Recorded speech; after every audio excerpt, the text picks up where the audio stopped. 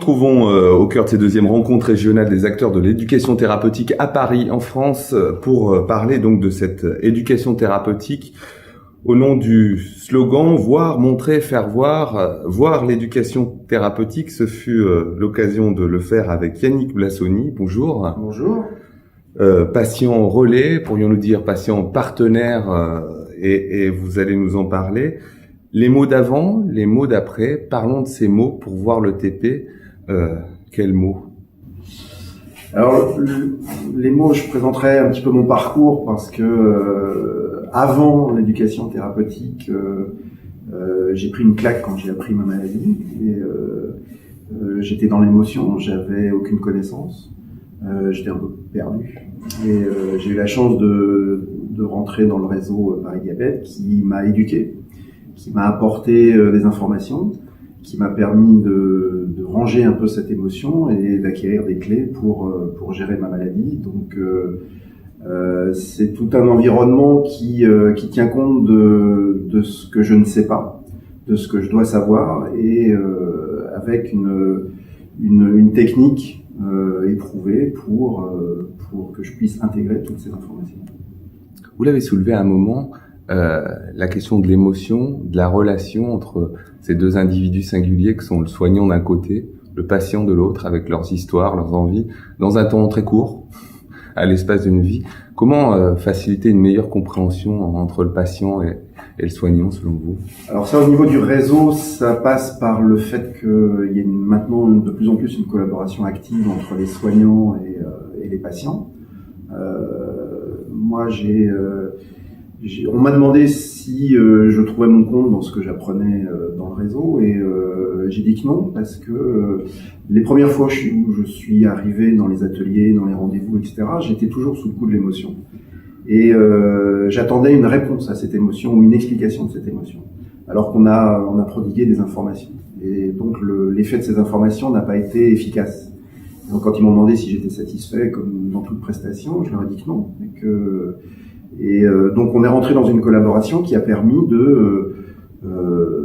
pour eux de comprendre qu'il fallait intégrer l'émotion dans leur discours et peut-être réorganiser les ateliers pour qu'on passe d'abord par un atelier qui fait tomber l'émotion pour pouvoir accéder aux informations qui sont prodiguées après.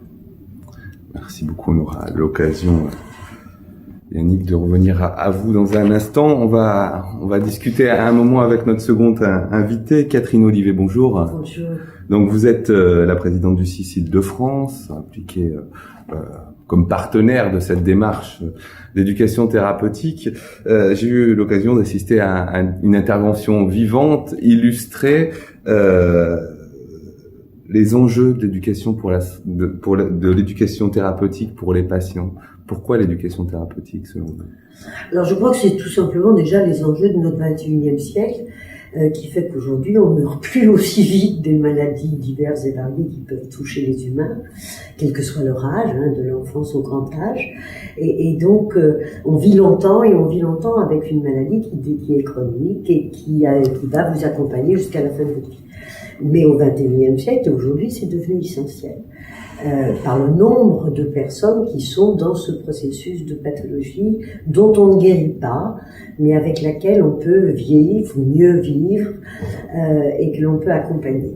Alors c'est un vrai enjeu, d'autant plus que le deuxième enjeu de notre 21e siècle, c'est ce qu'on a appelé le virage ambulatoire, c'est-à-dire la diminution d'une vision hospitalo-centrée du patient hospitalisé pour voir le patient dans la vie en ville, et c'est-à-dire chez lui, et c'est-à-dire en famille, et c'est-à-dire au travail. Et donc on ne peut pas à ce moment-là se contenter d'une méthodologie scientifico-scientifique. Il faut impérativement rentrer cette immense diversité des hommes et des femmes, patients, par ailleurs citoyens, familles, ayant des loisirs, ayant un certain nombre d'éléments d'une vie normale. Et ça, l'éducation thérapeutique, elle a impérativement besoin de s'adapter à cette nouvelle place du patient dans la vraie vie, avec sa maladie chronique.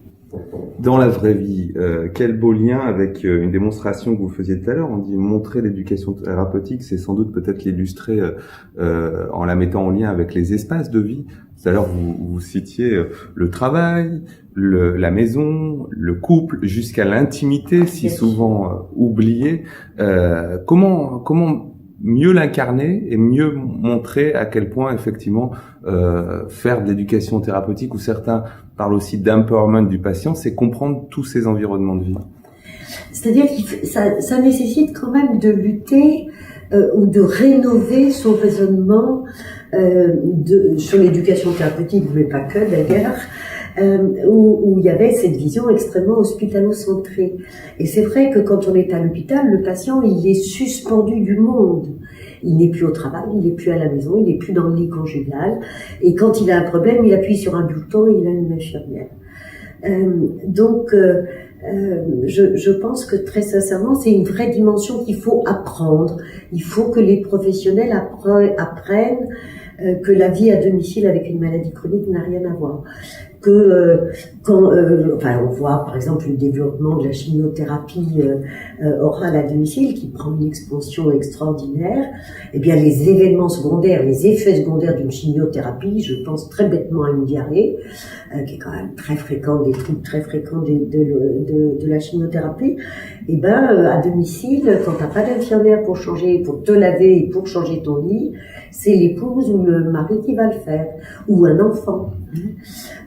Voilà, donc toute cette vision-là de l'intimité du patient qui va atteindre dans ses émotions, parce que je voudrais vraiment reprendre ce mot d'émotion. On est très content et tout le monde joue sur le jeu, les gens sont très heureux de rentrer chez eux, ben oui, on est très heureux de quitter son domicile, mais la donne ne va plus du tout être la même. Et donc ça, c'est une dimension écologique de l'homme dans un environnement qui va être le lit conjugal, l'appartement, mais aussi le quartier, mais aussi le RER, mais aussi le bureau. Et cette vision-là, je pense que ce sont les patients et les associations de patients seront probablement les mieux placés pour servir de relais à ce nouveau regard sur le patient chronique. Je vais tenter de conclure avec l'un et l'autre par une question d'ouverture. Donner du sens, avec un grand S, à l'éducation thérapeutique demain, comment ? Donner du sens, c'est surtout l'éducation thérapeutique permet, parce qu'on est dans le cadre d'une maladie chronique, donc c'est tout le temps. C'est pas une grippe qui va durer 15 jours avec un traitement simple. C'est pouvoir embarquer avec soi toutes les références, toutes les clés pour réagir, quel que soit l'environnement. On parlait de l'hôpital, mais aussi de la maison, du travail, etc., des amis. Et pour moi, donner du sens à l'éducation thérapeutique, c'est donner du sens à la vie du malade pour qu'il soit en position de gérer sa maladie et qu'elle devienne un peu invisible. Catherine, même question, le sens. Le sens, moi je pense que elle passe par cette démarche de l'homme citoyen, de l'usager citoyen du système de santé, du patient citoyen, qui est donc un homme constitué de plein d'éléments, de vie, de sentiments, d'environnement matériel, d'environnement humain. Donc redonner de la citoyenneté aux patients chroniques, je pense. Et puis aussi peut-être sortir d'une histoire un peu caricaturale qui, rien que le mot éducation, il y avait donc un éducateur venu d'en haut qui distillait ce que monsieur a très bien dit, il a reçu de l'information.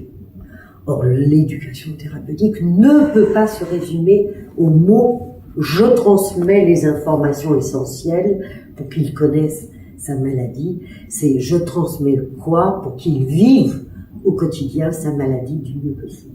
Et cette confusion d'éducation-information, éducation-enseignement, le sachant, l'apprenant, qui était quand même dans la grande tradition médicale française, c'est là-dessus qu'il faut faire avancer les esprits avec tact, délicatesse et entêtement. Merci à vous, Catherine Olivet et Yannick Blasoni. Je retiendrai de cette émission plusieurs mots: l'émotion, la citoyenneté, l'équité dans la relation et surtout l'écoute entre les différents mondes qui se rencontrent. Merci beaucoup à vous. Merci à vous.